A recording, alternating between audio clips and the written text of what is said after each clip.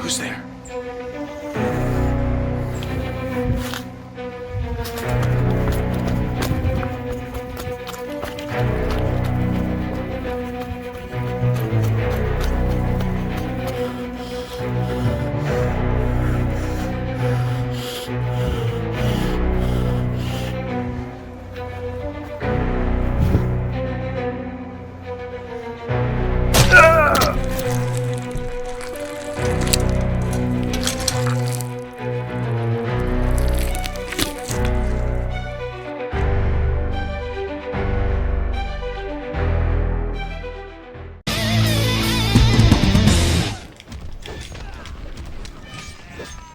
Dude, I got a great idea. The time you bought that Cancer Christ album and told everybody it was going to be a band that lasted for decades and decades? That was you. Whatever. No, a found footage movie. Found footage? Whatever happened to true cinema and not giving in to passing fads and trends? It's not selling out. If anything, it's outdated since we're quoting an 11-year-old show. It's like making an entire movie for literally nothing. What's the premise? Grab a camera, jump in the truck, and head to Spooky Empire. Done! No, what's the story? What's the plot? What about... Oh! Meeting Adam Green and Joe Lynch at Spooky Empire. Boom! Done! You're welcome. You mean the guy who made the Selma Hayek Christmas movie and the guy who made the second best movie named Frozen? Trust me, in 48 hours we'll have the entire movie in the can, and this time next year we'll be more famous than that Hatchet guy. What was his name again? Doesn't matter, he made millions. Remember Hatchet 3? Stop being negative.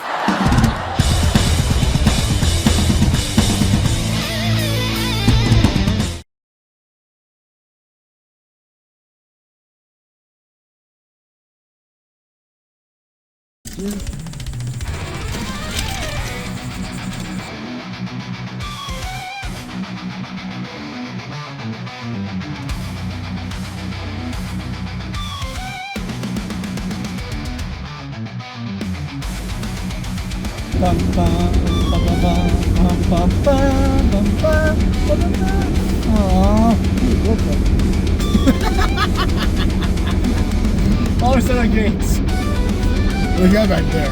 Baby's dad?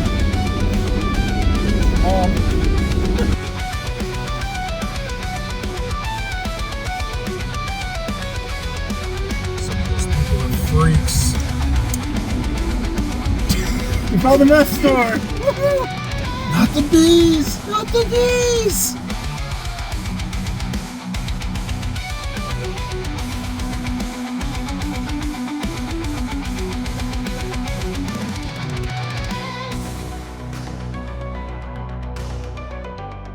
Second Spooky Empire video in a row. I'm opening up with a joking found footage thing, but this one is more directly related to the con itself, at least what I did at the con, because it is a reference to an episode in season 2 of the TV show Charleston, the Charleston Hobgoblin, and that is a TV show created by and starring Joe Lynch and Adam Green. And honestly, that was the whole point of going on this trip, was to meet Joe Lynch. My buddy Colin and I met Adam last year at Spooky Empire, but definitely had to meet more people from the show, and Joe is a critical component in that. And I don't want to take the risk of him maybe not coming to another con in Florida anytime soon, and yeah, went for it. So this was Spooky Empire, I believe the first time ever they've been outside of Florida. This was in Charleston, South Carolina. I was there on August 23rd, which was the Friday, the first day of the con. And I'm just going to say, going to Spooky Empire somewhere other than Florida, even somewhere other than Orlando, but very specifically outside of Florida, was kind of a surreal experience. This was a location I'd never been to before. I don't know if I've ever really spent any time in South Carolina. But inside, it's all the spooky iconography you'd expect, their banners, their blow-up inflatable things. You know, it felt like Spooky Empire on the inside, and then I'd walk outside and be like, wait, where am I?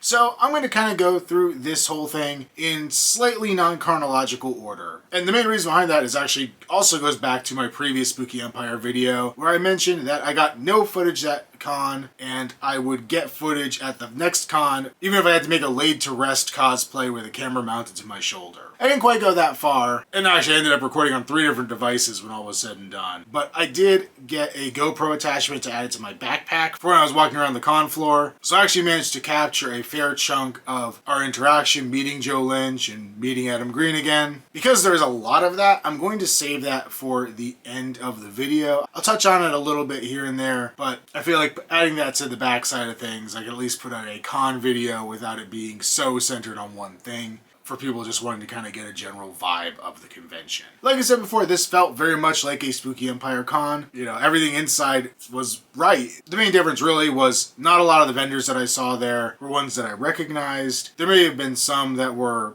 you know, returning. I know like Creature Cosmetics was there and Halloween T-shirt Company and people like them that I do recognize from, you know, other cons and stuff, but quite a few of the vendors were new to me. We went on Friday, mostly because it was easier with our schedules. I was supposed to be filming for Executioner this weekend. There were some delays, but it just ended up working better that we went on Friday as to not interrupt the weekend stuff. And we got there relatively early. I think it was around maybe 1:30-ish by the time we got into the convention. At this point, only the vendor room was open. I think there were some panels and stuff during that time as well. But the autograph room didn't open up until like 5 p.m. And it's a, you know, a traditional work day. So it was a little light when we first arrived. It did seem to get more and more people as time went on. And by the end of the day, it definitely picked up quite a bit. Honestly, I don't think I've ever attended a Spooky Empire on a Friday when I wasn't vending. So, you know, it was a little bit different than going on a Saturday where it's usually packed, and that's usually my preferred day to go. When we initially arrived, I decided I was going to cosplay a little bit. This was a strategic move on my part, mostly because I didn't want to spend a whole lot of money just because I've got other stuff that I need to kind of save for at the moment. So my thought process was, if I walk around in costume, I'll be less likely to go get my wallet out of my pants to pay for stuff or want to carry stuff around after I purchased it. I decided to do my Jason from Freddy vs. Jason for this. It's kind of a modified version of that because it was originally supposed to be from Freddy vs. Jason vs. Ash, but, you know, I kind of ran with it as a FVJ version. I did make myself a new prop for this.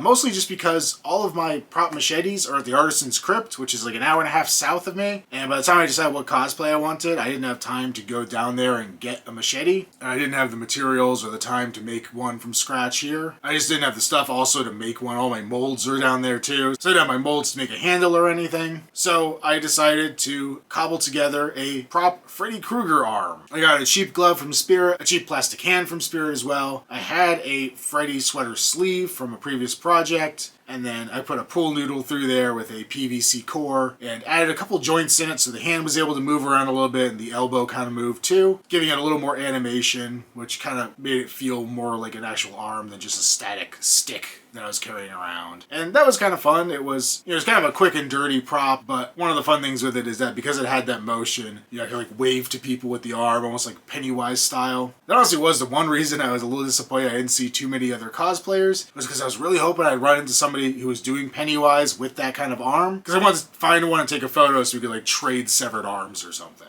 But I did end up taking quite a few pictures with various people as we went around, so that was definitely fun. However, that costume is pretty toasty, so I didn't last too terribly long in it. I will say the building was very nice and air conditioned. I heard some people complaining that they were cold towards the end of the day, but running around in a burlap jacket with a latex mask on and all that stuff, every inch of my skin covered in something, I was grateful that it wasn't 10 billion degrees in there. But after, I think like an hour and a half or so, I did decide that I needed to take a break from the costume. So I went and returned that to the car and decided to go and do the dangerous thing of going through the vendor room out of costume where I could buy stuff. But it actually was pretty good. I only bought 2 things. And one of the things was something that I meant to buy last Spooky Empire and missed. Is talking about returning vendors. But it was this guy here, Murderitaville, which, given my last video, I said I'm not that much of a Jimmy Buffett fan, and now I'm buying this too. Yeah, I don't know. See, I don't know if anybody's gonna believe me on that one, but I swear. Yeah, this just seemed like such a cool, like, dopey idea for a movie. I just had to check it out, and I got home and I was like, watched the trailer for it. I was like, man, it looks like dumb fun, so figured I would check it out.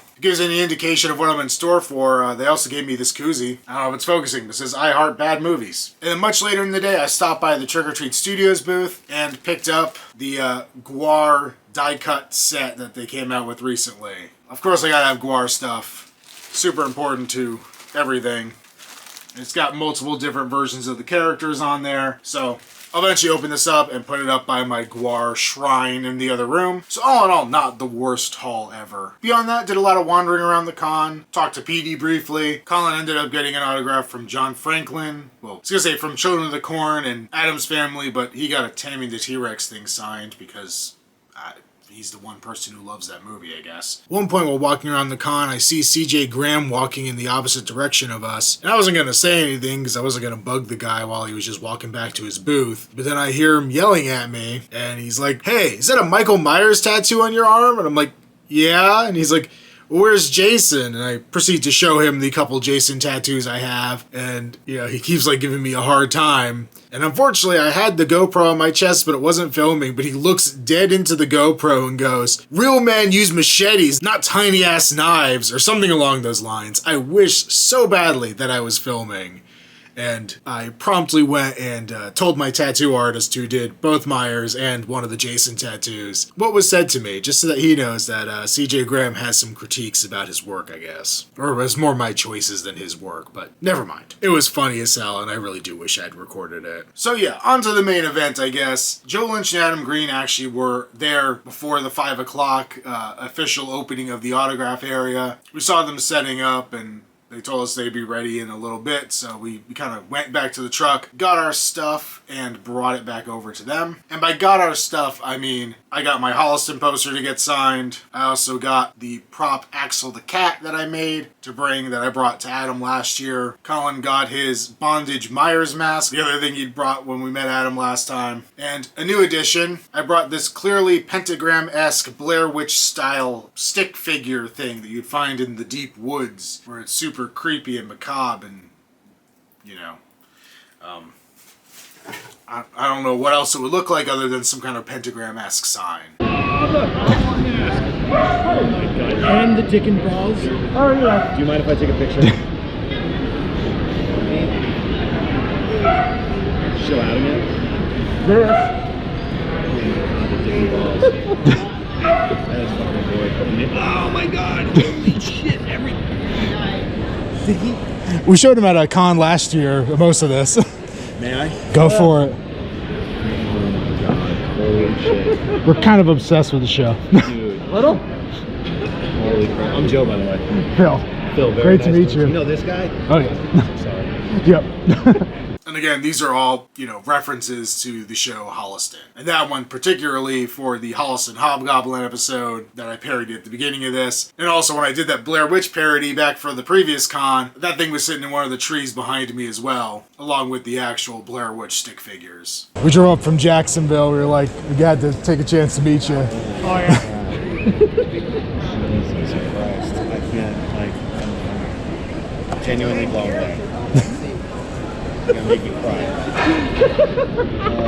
But yeah, that was a crazy experience. I had the GoPro on for that, and it ended up being over an hour of footage. And then we went back later. We were probably there equally as long talking to him, which I didn't get anything from. Again, referencing back to the intro here, I recorded that introduction a week before this convention, and I made that comment about Cancer Christ breaking up, and I think either this day or the day before, the singer got arrested for going on a car chase with police. I referenced Everly being the Selma Hayek Christmas movie, and Joe ended up talking about how he was glad people were now recognizing it as a Christmas movie. I'm just so happy now that people are starting to watch the movie for Christmas. So. You're not supposed to? No, but it was one of those people didn't know it was a Christmas movie. It's very much like Die Hard, where it's they don't say it's a Die Hard, they don't say it's a Christmas movie, but we all know. And I joked about Adam Green directing the second best movie named Frozen, and he was wearing a Disney Frozen t-shirt. We were curious if you guys actually, you or Adam bought any of the balls and stuff. What's that? Last year, you guys were touring with the Mask and Axel. Oh, yeah. I don't know if you were doing it this time, too. I didn't see it. No worries. Yeah. We But you know what? If you guys do a picture, we can use those. So, or we'll rent them out. That is, oh my god, the attention to detail is so fucking He asked me to make that, and I'm just like, oh, I'll do my best. damn good job, man. A little too good. I'm a little terrified. I put it on Michael Myers group, and they're like, what the fuck is that? I'm like, Yeah. watch the show. I know it's Michael Myers. What the fuck is that? How, like, someone came into the office and was like, oh, what? And then looked at us, very judging, like, what do you guys do in the office? And I'm like, just put that away. Like, no one saw this. Shuffle this aside. Oh, come on, that should be the centerpiece. Hey, you didn't bring Axel, did you? You didn't bring Axel, right? You got Axel free. Oh, that's fucking awesome. Oh, I know you guys. Isn't this amazing? Dude, like, they kind of walked up and like, And the dick and balls. the dick and balls. When they came up to me in Orlando, I was like, holy shit, because you got the mask like so It's good. so perfect. Oh no, the weekend's young. Don't worry. So we went up there and we're talking to him for a while. Somebody else came up for autographs, and we decided we would back off and let that person get their autograph, and then go back and just talk some more and get our autographs and photos and stuff. Hello. Hi again. All right, I'm gonna do What can I do? that guy, Ooh. and then This is how I got Selma to actually act on set. let's laugh at the your Scottish accent version of her. Wait. No, baby, no. Two autographs. Okay, so there is. Phil? I got a signed 8x10 from Joe, and then of course I also got the Holliston poster signed by him. Oh, that's gonna get someone in trouble. I got Sid Haig to put "fuck you," and I got Bill Moseley to put "you're retarded." I'm super happy. This poster is worse. Let's see. What's your favorite quote? I was trying to figure out what I wanted. One more cup. What? From the first one when I'm drinking all the coffee?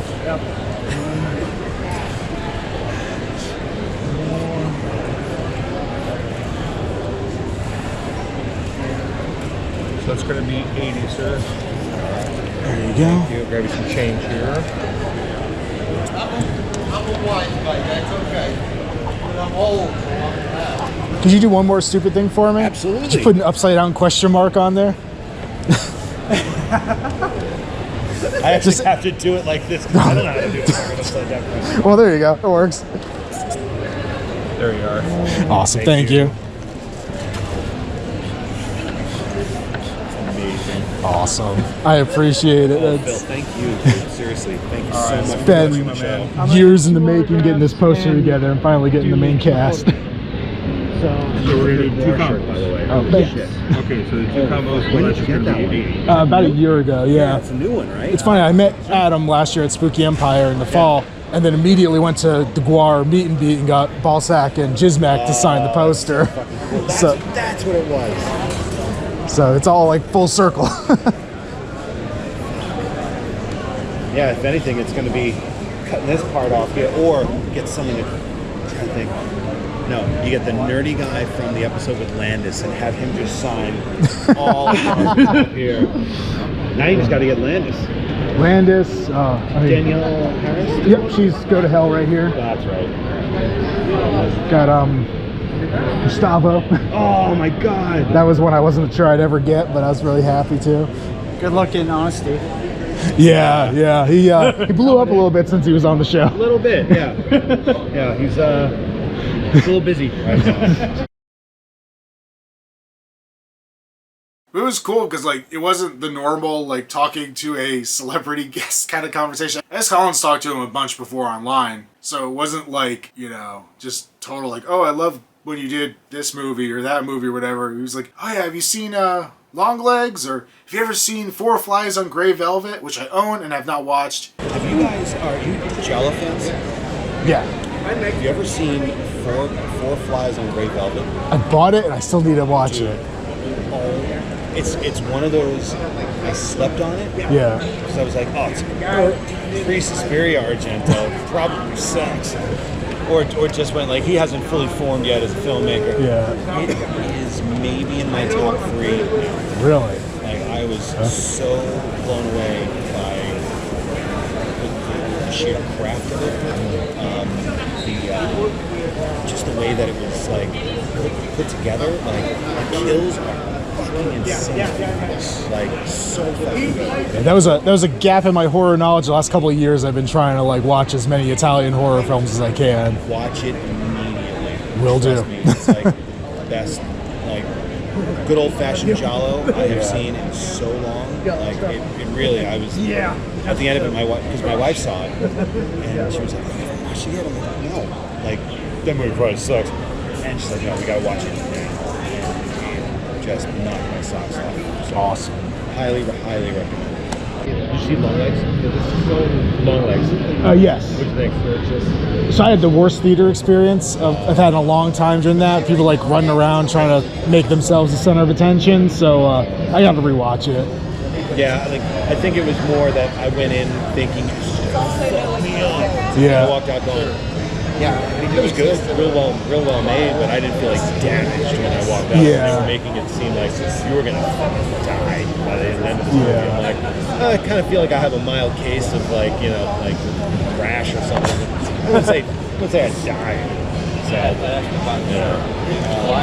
yeah, I'm trying to think of what else I've seen that was like real 4 years solid. In a Violent Nature is probably one of my top for the year so far. In a Violent Nature, I really enjoyed that one. Some people, I get it, but like, I get it. Like it's not for everyone. No. But those who appreciate those movies, it feels like it's someone knowing it and playing with that. yeah, something like we needed to see, like the flip side. First time I saw it, I was just so fucking blown away.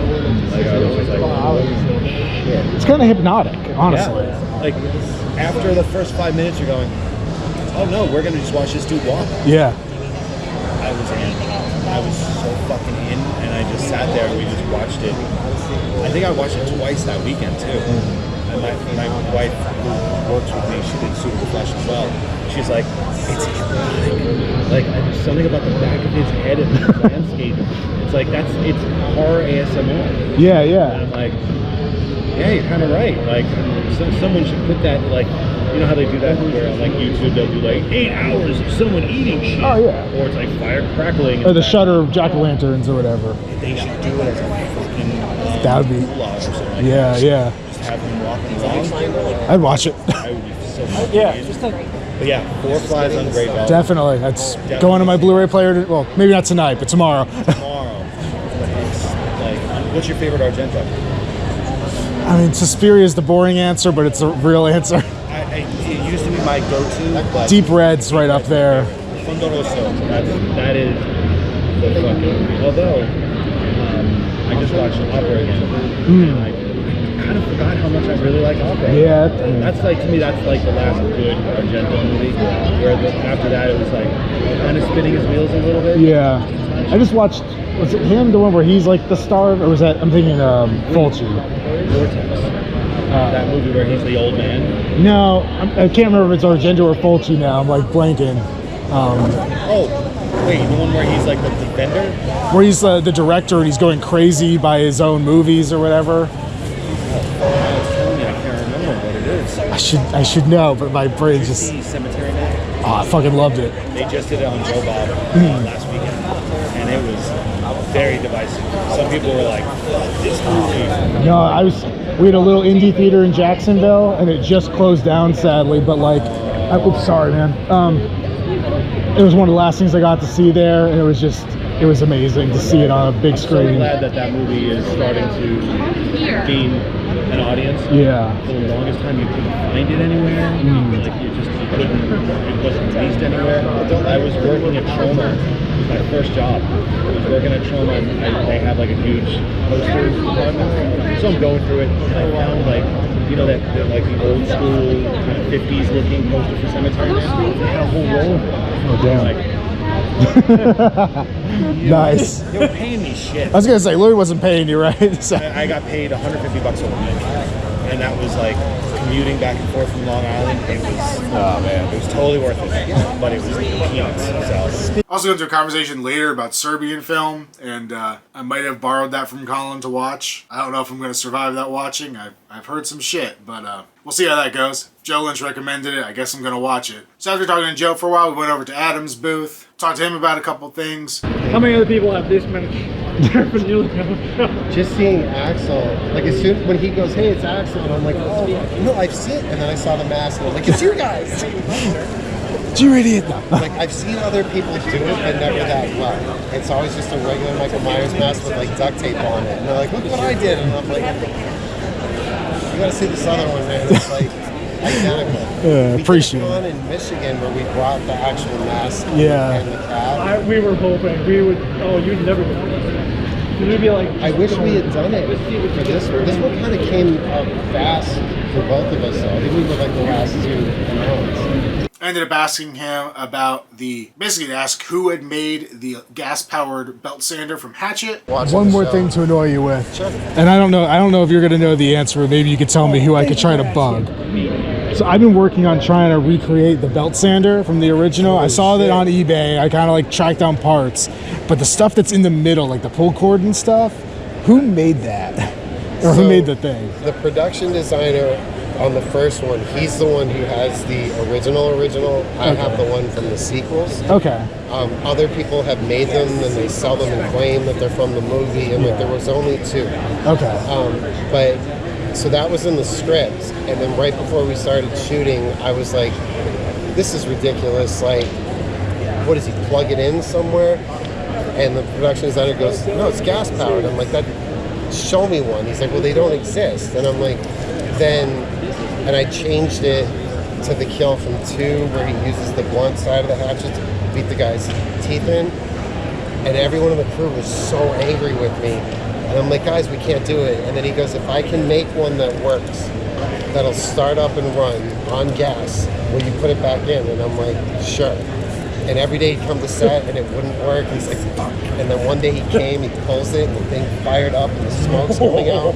And I'm like, it's back in, and the whole crew started cheering. So he has the original. Okay. I have it in my office, the second one. It's basically like identical, but I can't remember, and I don't think I have a photo of it. Shit. There's a good shot of it in the fourth one, where Ortiz says, well, what is someone just going to leave a belt sander out here, and then we cut to it in the like museum they've set up where you can really see it. You know, I rewatched all of them. Like I saw the third one was a totally different model, so I didn't even go back to Victor Crowley because I was just like, oh, this is the one from the second and third one. Gotcha. Because that was the auction that I was looking at to try to get reference. That looks really good. Maybe the production designer sold his. Okay. I got the Texas chainsaw, like I got a couple other things. I just want one of these to go next to it. So I'm trying to, as many original parts as I can get. I'll 3D print the damn middle part if I have to, but. Yeah, it's probably, yeah, I don't know, like on a lawnmower, what would connect the gas to the actual machine, and then it had a pull cord. She said it was the production designer who built it? Brian Okay. McBride. Okay. So I got some information there, thankfully, and we'll see if that does anything. I'd love to be able to make it out of all original parts if possible. Also, when we got up there and after we got our autograph stuff, I saw somebody walk up in an odorous costume. And then I realized that they were friends of a friend that we met up with at the last Spooky Empire. So that was kind of cool. And then we ended up getting a big group shot of me with the Holliston poster, Joe and Adam. I think Joe's holding the Dick and Balls stick figure. Colin has the Gimp mask on with Axel the cat. And then obviously female odorous sitting there. Oh yeah, you gotta have odorous hold the cat. Oh shit. Are they even here? Are you in this episode? We have that mask too. You gotta cradle the dick and balls. I will hold the dick and balls. Yeah, I'll do the same thing.